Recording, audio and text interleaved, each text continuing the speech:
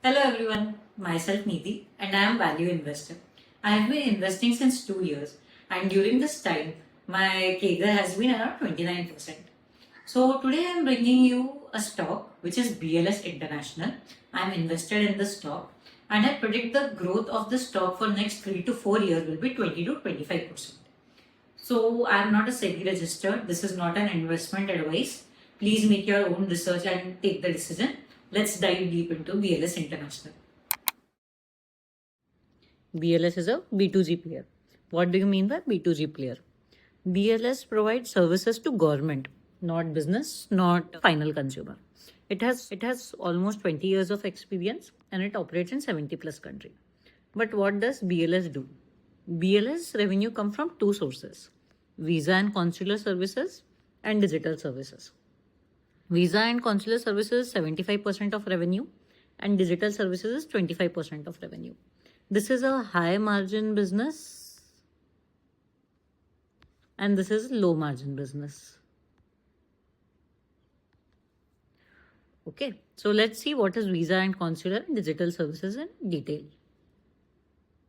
So if you look at visa and consular services, there are multiple things. So first is outsourced visa processing. So what happens is government contracts to BLS or outsource to BLS that you on our behalf do all the visa processing. So visa processing like verification of documents, attestation of documents, biometrics, and now e-visa is also included. So this is primary service provided under visa and consular services. Then it also provides photocopy, premier allowance services, insurance, SMS alerts. And it also provides passport renewal services, authentication of travel documents, legalization of documents, etc. So this is its basic business, which provides 75% of revenue, 5% of revenue. And let's see its financial and then I'll say further. So revenue from operations has raised by 30% in visa and consular business. Now if you see net revenue, what is net revenue? Revenue minus cost of processing the application is its net revenue. So if you see from 246, it has gone to 1089. That means it has increased by 64%. So now what has happened is the cost of processing has gone down and revenue per application has also increased because of better geographic mix. Because of that, revenue has increased. And how cost of processing has gone down is because now BLS has shifted from partner run model to self run model.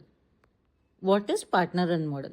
So what BLS used to do is assign agencies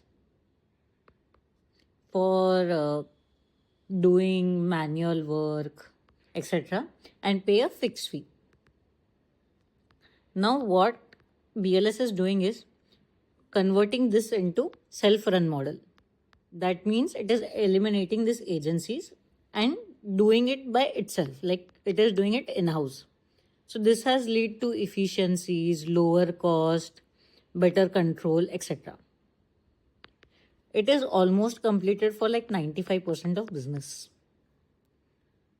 Because of that, its net revenue, like that is cost of processing has gone down and net revenue has increased. EBITDA has increased by 73%, which is also a function of this. EBITDA margin has doubled. Number of applications have increased by 36% because tourism has been growing. We can see that this data is proof that tourism is growing. And also BLS is winning more tenders. Net revenue per application is this much, has increased. BLS has acquired two entities. One is iData and second is Citizenship Invest. In iData is based out of Europe. So this acquisition was done to acquire European markets. For Citizenship Invest, this used to provide this services, citizenship program. So high HNIs who want to shift their citizenship, like Virat Kohli who has just gone. So it provides this services by acquiring this. So it is low volume, high margin business for BLS. Okay. So this is all about visa business of BLS.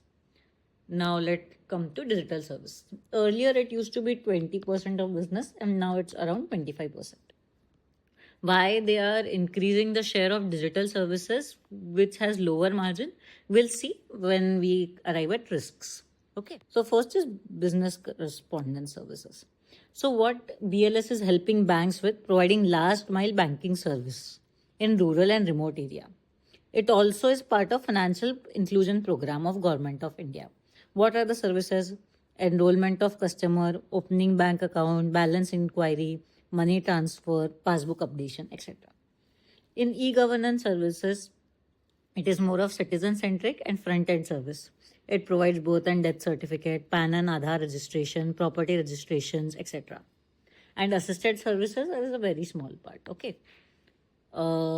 In business correspondence services, it has done 2 acquisition. Fidelis acquisition.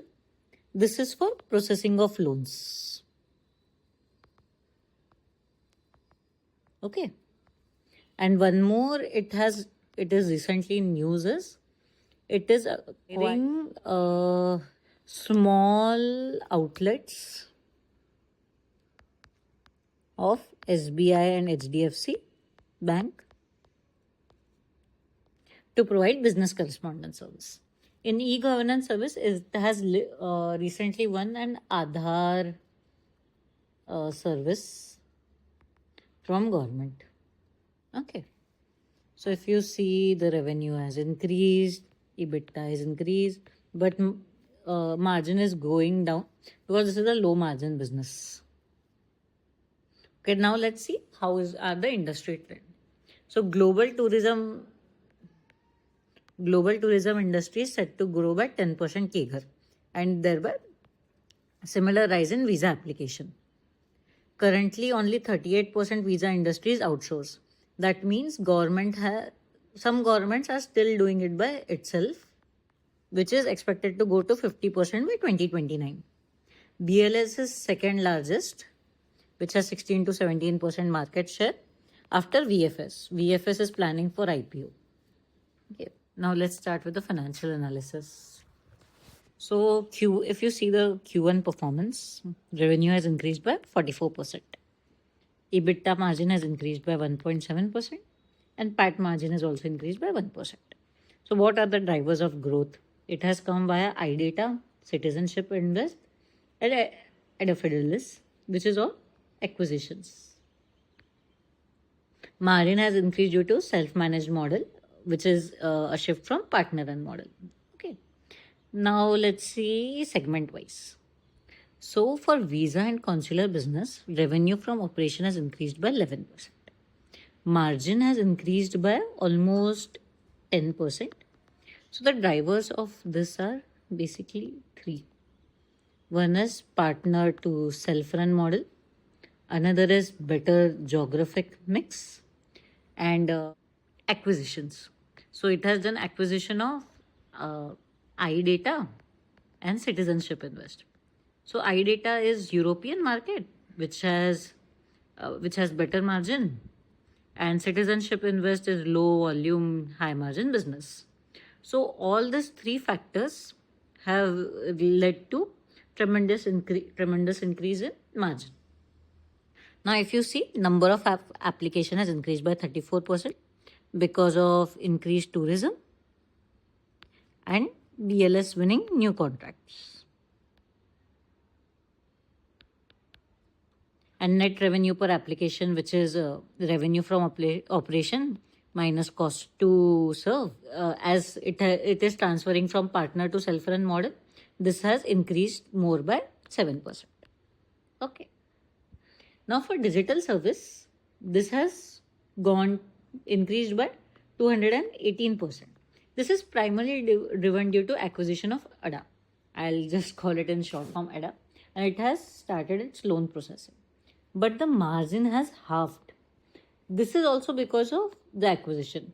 So Ada Fidelis comes with a profit margin of only 3 to 4%, and which is leading to the dilution of EBITDA margin in digital services. Now, if you see, the revenue is increased by 44%, primarily driven due to digital service increase of 218%, which was earlier 20% and is now 25%. Visa business has shown a moderate growth of 11%. Margin has increased due to visa and consular service increase, but has been diluted due to digital service dilution. Now let's see the past data. Sales growth has been 46% CAGR since past 5 years. Margin has improved consistently since 5 years. It is a dividend paying company. The debt equity is 0.25 and it has recently taken debt for acquisition of ADA. ROC is 34% and generates positive CFO. Now if you see the balance sheet, the reserves has been growing tremendously. Its borrowing has increased due to acquisition. Fixed assets has also increased due to acquisition. Intangible asset goodwill has been recognized. Investment, and it has 741 of cash. The cash reserve has decreased due to acquisition. Okay. Let's just see cash flow. It is generating positive cash flow 829. There was an investment in acquisition of company, and it also took a loan to fund the acquisition. Clear? Now let's see what was the Concall summary. So company has given a guidance of 20 to 25%. How are we confident about this? Because company enters into long-term contract with government, which typically lasts from 3 to 7 years. This gives a clear view of revenue, and thus we can trust this. Management has given a console margin of 28 to 29, which is it is stating that it will maintain its margin. BLS is going to acquire CSPs of SBI and HDFC by its step-down subsidiary Zero Mass. It's a private limited company. From partner-run model to self-run model is almost complete, and 90% of contracts were renewed in last year, providing clear revenue visibility for 4 to 7 years. Now let's see what are the latest updates. BLS International has won Aadhaar contract from government, and it will run asks, and the contract amount is 2,055 crore across India. It is a contract for around 4 to 5 years. Okay, this one is an interesting filing which has just come 3 to 4 days ago. BLS UK Hotels Limited has acquired 100% stake in Trefedian Hotels for 78 crore.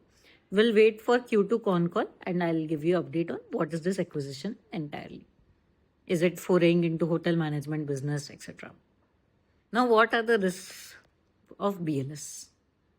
There have been several complaints against BLS for providing low quality, charging excess, compulsory lounge services, etc. and various complaints against BLS. BLS loses its government tenders when they are renewal, so the revenue visibility will go down. Any geopolitical tension will directly impact BLS. If there is a slowdown in tourism due to recession, it will impact BLS. And growth of e-visa. This is a major risk item. Now, what is e-visa? Instead of going to physical kiosk, now you just apply online or at airport and you get a visa. So now the need of BLS gets eliminated in this case. So now what BLS is doing two things to mitigate this risk. It is first partnering with the government to develop technology to enable e-visa. So instead of front end, BLS is moving to back end in the same value chain. And second, it is doing is diversifying itself into digital service. So this is the reason, even though digital service is of low margin, BLS is still entering in that segment because its basic 75% of visa business is having a threat from e-visa, which is a major risk, and BLS is trying to mitigate it this way. Okay. Now let's see how is the management of BLS. BLS is run by the Agrawal Group. It is a second generation which has oversight of first generation. It has 20 plus years of experience. It has presence around 70 countries. Okay. Promoters hold 70% of BLS International, and there is no pledge on shares. No pledge. FII and DII share has increased to 11%. And LIC is the biggest DIN company holding 2.3%. Earlier it was having 1.5%. Now it is having 2.23%. Now let's see the valuation of company. Company is available at the PE of 24, which is lowest in 3 years. Comparable peers are available at 40 PE. So according to me, company is available at a very attractive valuation. So if you see the price has gone tremendously down. You see the PE ratio, it is tremendously down. In 3 years, it's the lowest. Price, it's very attractive currently. And if you see its comparable peers, so the median P is 40.58. Now it is available currently at 24.3.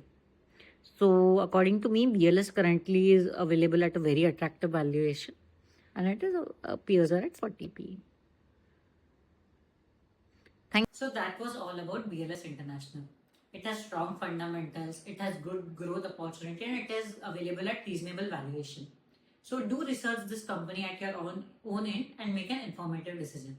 If you want my analysis on any other share, comment down below. If you like this video, do like and subscribe. Thank you. Bye.